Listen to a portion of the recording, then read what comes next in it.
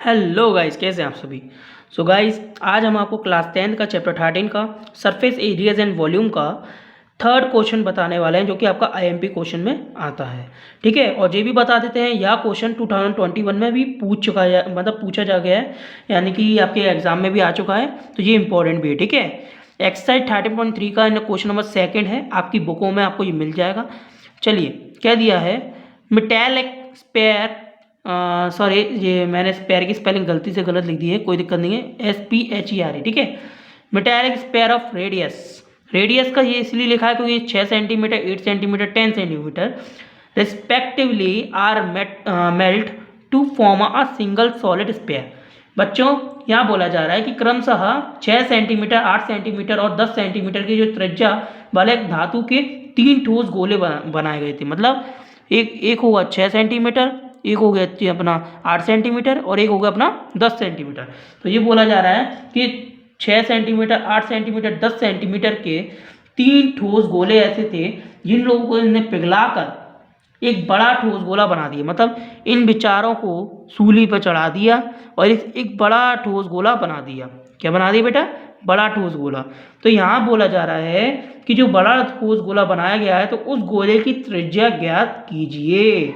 तो बेटा, पहले नंबर तो क्वेश्चन में तो ये मान लो कि लेट करना क्या है, जो बड़ा ठोस गोला है उसकी त्रिज्या को कैपिटल आर मान लीजिए, क्योंकि जो स्मॉल आर है ना बेटा, ये तीनों को स्मॉल आर में माना जाएगा, और 3 त्रिज्या है तो R1, R2 और R3 में मानना पड़ेगा। ठीक है, तो इसलिए पहले नंबर अपन पहले से ही मान लेते हैं, लेट द, कॉमा लगा दीजिएगा, let the radius of resulting, मतलब let the radius of resulting sphere. क्या है बेटा? Let the radius of resulting spare.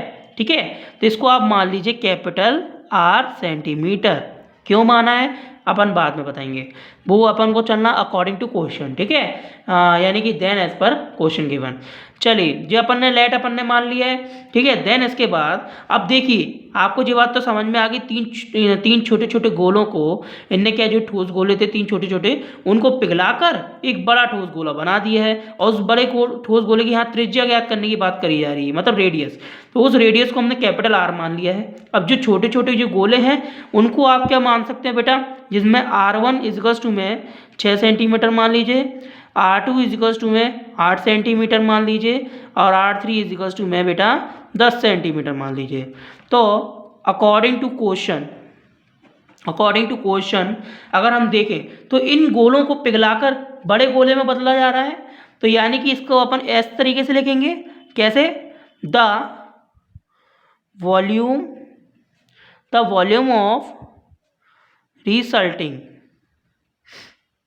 निकालना क्या हमें, वॉल्यूम ऑफ रिसल्टिंग रेडियस निकालनी है ना। तो यहाँ क्या लिखेंगे, वॉल्यूम ऑफ रिसल्टिंग स्पेयर, कि स्पेयर की हमें रेडियस निकालनी है जो हम चेंज कर रहे हैं। और कौन से जो छोटे छोटे गोले थे उनको हम सम करेंगे, क्योंकि इनको देखो सम करेंगे तभी जाकर हमें ये निकल पाएगा, है ना। तो क्या लिखेंगे बेटा अपन, पहले number sum of the volume of three छोटे छोटे, यानी कि 3 गिवन स्पेयर्स।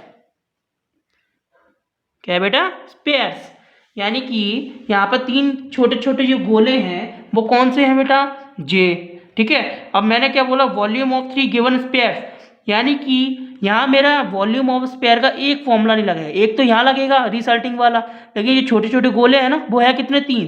तो हमें 3 फॉर्मूले लगाने पड़ेंगे, उनका सम करना पड़ेगा। तो बेटा कैसे प्रेजेंट होगा, देखो, 4/3 pi R capital R, sorry, pi capital R cube. ये तो आप सभी जानते हैं स्मॉल आर क्यू होता है वैसे तो, लेकिन अपन ने रिजल्टिंग स्पेयर लिया है तो उसके लिए अपन ने कैपिटल आर माना है, तो इसलिए यहाँ कैपिटल आर लिख दिया। ठीक है, देन इसके बाद इक्वल लगाया, क्योंकि अपन को पता है कि वॉल्यूम ऑफ स्पेयर का फॉर्मूला क्या होता है, 4/3 पाई आर क्यू। अब यहाँ 4/3 क्या करना है बेटा, 4/3 पाई R1 का क्या होगा, क्यू। क्या होगा बेटा? R1 का क्यू प्लस 4/3 पाई आर 2 का क्यूब प्लस 4/3 पाई आर 3 का क्यूब। ठीक है, अब देखिए बेटा ध्यान से देखिएगा, इसको ऐसे चलन दीजिए। 4/3 पाई, इन तीनों में कॉमन है तो ये कॉमन ले लिया, R1 का क्यूब प्लस R2 का क्यूब प्लस R3 का क्यूब।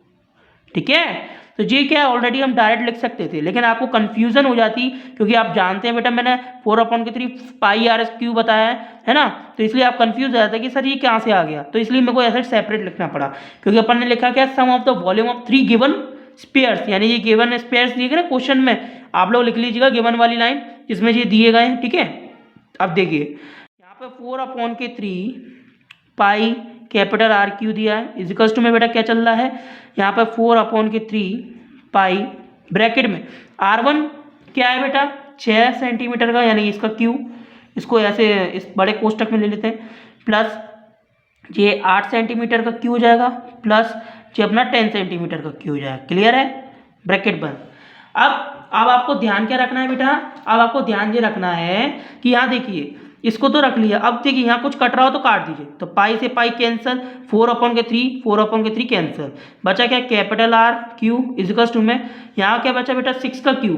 तो देखो सीधा सीधा हिसाब है, यहाँ पर क्या है 6 का क्यू है, 6 का क्यू है, तो 6 का क्यू बेटा क्या होता है 6 6 जा 36 होता है, और 36 जा 216।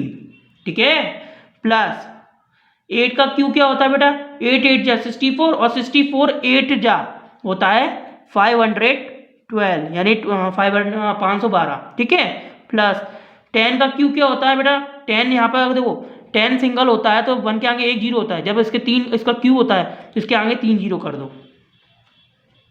ठीक है, इतना हो गया। अब देखो इनका सबका टोटल करें तो बेटा इन सबका टोटल मैंने ऑलरेडी करके रखा है, तो इसका आ जाएगा 1728। ठीक है, मतलब 1728।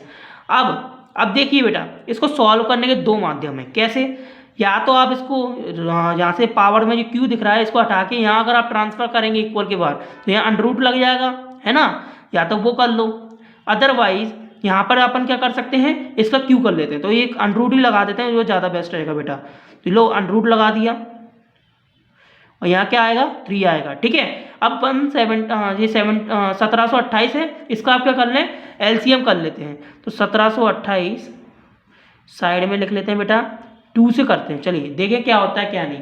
ठीक है, 2 8 जा 16 हासिल 1, 2 6 जा 12 है ना, और 2 4 जा 8, 2 से दोबारा 2 4 जा 8, 2 3 जा 6, 2 2 जा 4, 2 से दोबारा 2 2 जा 4, 2 1 जा 2 हासिल 1, 2 6 जा 12, 2 से दोबारा करते हैं, नहीं 2 से दोबारा करने का फ़ायदा नहीं है, 6 से कर दे चलिए, क्योंकि 6 से कट जाएगा जल्दी, 6 से करेंगे तो देखो क्या होता है 6 3 जा 18 है ना, 18 आ गया। अब इसमें क्या बचा 3 की इसमें 6 पे दी तो कितना आ गया 6 6 जा 36, फिर 6 से करते हैं 6 6 जा 36, फिर बेटा 6 से फिर 6 से करेंगे बेटा।